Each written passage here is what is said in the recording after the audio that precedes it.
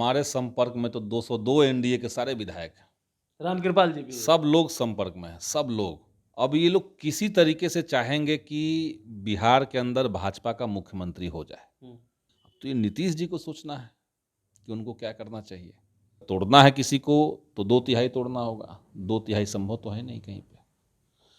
हाँ, उपेंद्र कुशवाहा की पार्टी में 2/3 ले गए, 4 में से 3 ले गए, तो 2/3 हो गया। जदयू को ये चिंता करना चाहिए, जदयू से ये बात पूछिए कि खरमास के बाद क्या होने जा रहा है बिहार के अंदर। उपेंद्र और मांझी ही आपस में अब भिड़ रहे हैं राज्यसभा के लिए। पूरा देखिए, ये जो एनडीए है ये सब स्वार्थ पे, लालच पे टिके हुए लोग हैं। भाजपा के संपर्क में कौन कौन है और संपर्क में कोई क्यों जाता है भाजपा का, ये देश जानता है।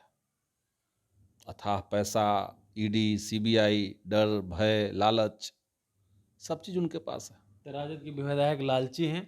क्या उन्होंने गलत तरीके से पैसा कमाया जो वो उनके ये ईडी से डर के चले जाएंगे? गलत तरीके से कमाया, इसलिए ईडी से जो लोग जेल में हैं वो सब गलत तरीके से वाला आदमी नहीं है। नमस्कार, आप बोले भारत देख रहे हैं। मैं हूं आपके साथ कमलेश। से पहले जदयू के नेता ने कहा कि आरजेडी के 18 विधायक हमारे संपर्क में हैं।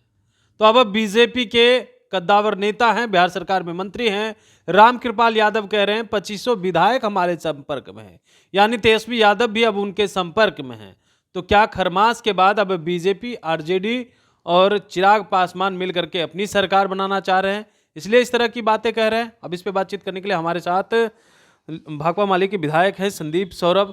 कैसे देख रहे हैं रामकृपाल यादव ने जो बात कही है कि 2500 विधायक राजद के संपर्क में है? क्या लग रहा है तेजस्वी जी संपर्क में आ गया? देखिए, अब हमारे संपर्क में तो 202 एनडीए के सारे विधायक हैं। रामकृपाल जी भी है। सब लोग संपर्क में हैं, सब लोग। तो संपर्क में रहना कौन बड़ी बात है? कोई किसी के संपर्क में है, जब एक ही सदन में सबको बैठना है तो सब एक दूसरे के संपर्क में हैं। अगर एक को बीमारी हो जाएगी तो पूरे सदन को बीमारी हो जाएगी। लेकिन अगर ये कह रहे हैं रामकृपाल यादव कि हम उसको तोड़ेंगे, उस पार्टी को तोड़ लेंगे, तो ये तो भाजपा की पुरानी फितरत है। ये जो संपर्क में दूसरी पार्टियों को करने का दावा ये लोग कर रहे हैं, बीजेपी के लोग, इनकी ये पुरानी बीमारी है। अब ये लोग किसी तरीके से चाहेंगे कि बिहार के अंदर भाजपा का मुख्यमंत्री हो जाए, और इसके लिए जितना तिक्रम करना है, जितना साम दाम दंड भेद चलाना है, ये लोग चलाएंगे। अब तो ये नीतीश जी को सोचना है कि उनको क्या करना चाहिए। उनकी कुर्सी है, मुख्यमंत्री इतने समय से बने हुए हैं। लोग कह रहे हैं कि उनके नाम पर चुनाव जीता गया है, हालांकि हम लोग तो मानते हैं कि चुनाव जो है वो धांधली करके जीता गया है। आचार संहिता का उल्लंघन करके चुनाव आयोग के दम पे चुनाव जीता गया है।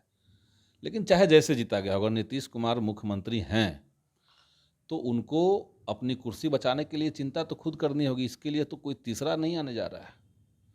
भाजपा के संपर्क में कौन कौन है और संपर्क में कोई क्यों जाता है भाजपा का, ये देश जानता है।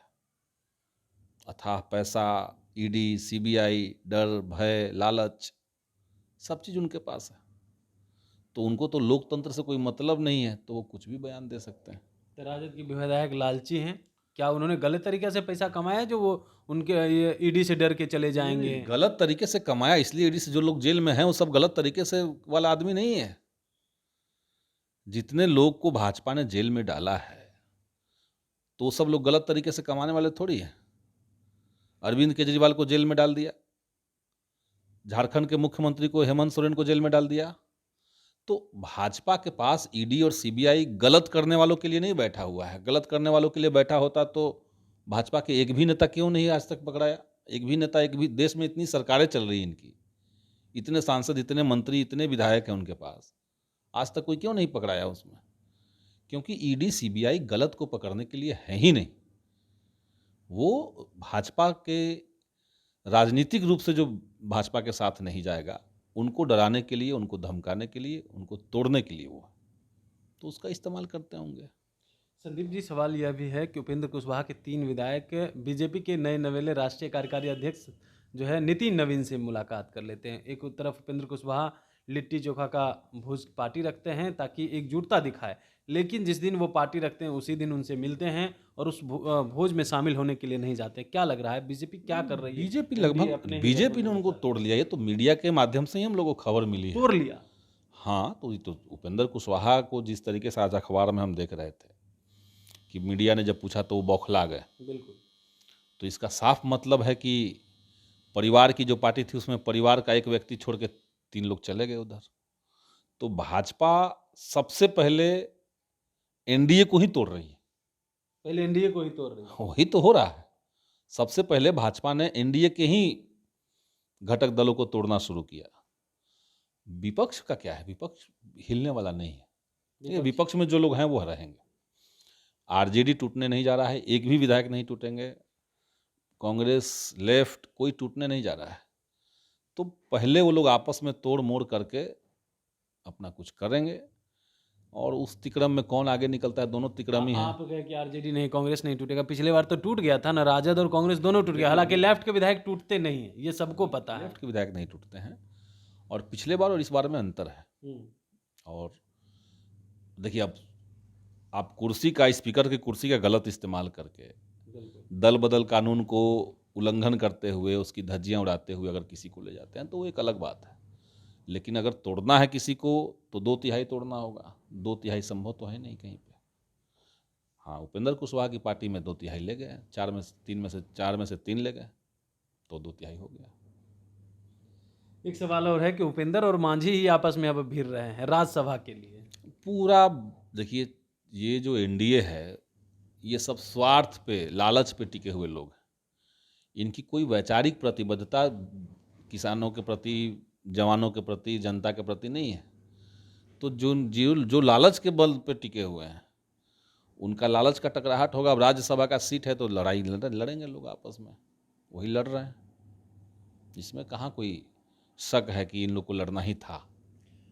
संदीप जी, एक सवाल यह भी है कि खरमास के बाद लगातार ये चर्चा हो रही है कि बड़ा कुछ होगा बिहार में। तो बीजेपी क्या ये करने जा रही है कि विधायक को तोड़ मरोड़ करके जो है अपनी सरकार, अपनी मुख्यमंत्री बनाना चाह रही है, इसलिए इस तरह की बातें अभी से ही कर रही है? अब ये अगर बीजेपी करने लगे तो ये तो जदयू के लिए चिंता की बात है। हम लोग तो विपक्ष में थे, विपक्ष में रहेंगे। जदयू को ये चिंता करना चाहिए। जदयू से ये बात पूछिए कि खरमास के बाद क्या होने जा रहा है बिहार के अंदर, तो वही लोग ना चिंता में होंगे। उनकी सरकार है, उनके मुख्यमंत्री हैं, तो उनको जवाब देना है, उनको चिंता करना है इस पर। हम लोग को फर्क नहीं पड़ने जा रहा है। नहीं, एक अजीब नहीं लगा कि रामकृपाल जी ने कहा 2500 संपर्क में, तेजस्वी जी संपर्क में, तो नहीं लग रहा है कि इस तरह की बातें करके रामकृपाल जी की बात ऐसे ही हवा हवाई है और मीडिया में चूंकि इस तरह की खबरों को खूब तुल मिलता है, तो अपना बयान दे दिए, इसी बहाने अपना सुर्खियों में है। अभी बिहार में किसानों की क्या दशा है, कैसे खाद की कालाबाजारी हो रही है बांग्लादेश में और नेपाल में, इस पे तो नहीं बोल रहे हैं। कैसे पूरे पैक्स का जो धान अभी अधिप्राप्ति का लक्ष्य दिया गया था उसमें कैसे गलत तरीके से कटौती करके किसानों को बिचौलिए के हवाले करने की कोशिश हो रही है, इस पे तो नहीं बयान दे रहे हैं। तो कृषि मंत्री का काम जो है वो उस पर ध्यान उनको देना चाहिए। अब उसको ध्यान न दे करके आप बयान देते चलिएगा कि हमारे संपर्क में वो हैं, संपर्क में वो हैं, हमारा पूरा राजडे तेजस्वी यादव ही इनके संपर्क में चले गए हैं, तो इस बयान का कोई सर पैर नहीं है। लोग जानते हैं इस तरह की सरकारों का क्या होना है। बिल्कुल। तो देखिए, हमारे साथ भाकपा माले के विधायक संदीप सौरभ थे, तमाम सवालों का जवाब दे रहे थे। जैसे रामकृपाल यादव ने कहा कि 25 विधायक हमारे संपर्क में हैं, तो इन्होंने भी कहा है कि 202 विधायक उनके हमारे संपर्क में हैं। इस तरह के बयान का कोई मतलब नहीं है। इन लोगों को जो है किसान की जो समस्या है उस पर ध्यान नहीं दे रहे हैं, कैसे खाद की कालाबाजारी हो रही है उन चीज़ों पर ध्यान नहीं है। बस जो है इन लोगों का काम है विधायक को तोड़ना और अपनी सरकार बनाना। बने रहिए बोले भाई साहब, बहुत बहुत धन्यवाद।